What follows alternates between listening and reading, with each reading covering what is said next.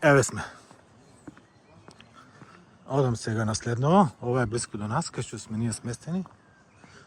Значи, концептот му е обавезно има ставено као игралиште, као место за деца.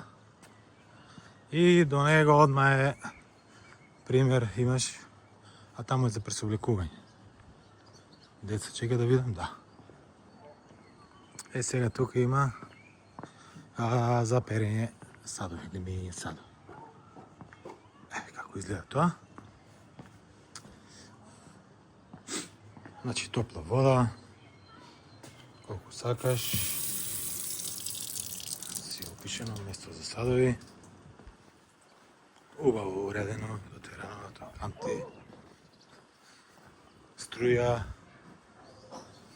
место за садови.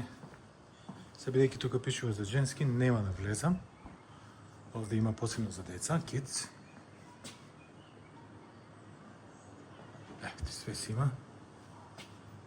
Ова се пишува. Буквално дотерано.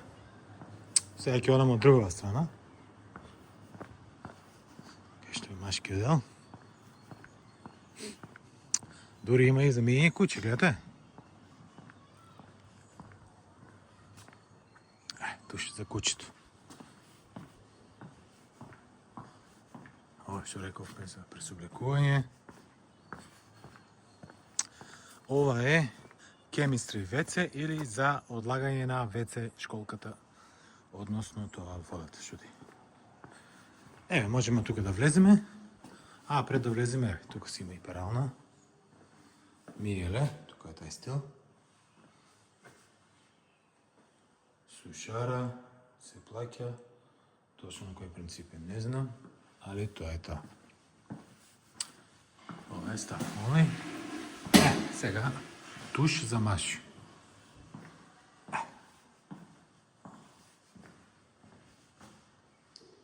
Како изгледа тушот.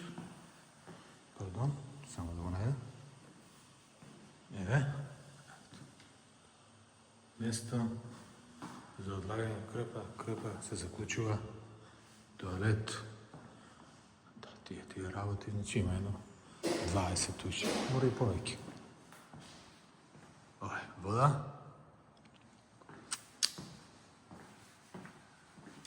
Добро. Ова е сега тоалетот за маши. Таму е реструм, што би рекле американците, за да се одмараш, да се испразнеш, тука си измиеш раце. Ако си за брзо, онда користиш ова. Чисто, мирисово, тие работи.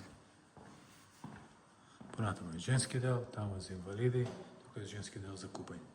Надолу имаш врата, се излегува долниот дел, меѓутоа, не, ќе излеземе сега од кај тушот, можеш и директно од тушот да излезеш. Еве, сме излезат од машкиве од тушот, кај што пишува. Тука да видим, ова е за перење алиште, да. Рачно. Сакаш да си периш, еве ти. Топла вода, големи лагоба.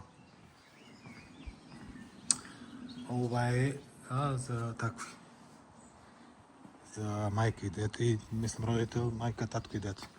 Паркинг за точоци, ако се дојдеш со точек да си оставиш. И тоа е да. И сега се движам надолу. Него морето таму. Одма го гледате напред. Одам кај што сме ние сместени. Значи, уште еднаш е чворот. Ево, улицава, кампери и ние сме таму. Се уклучуваме пак.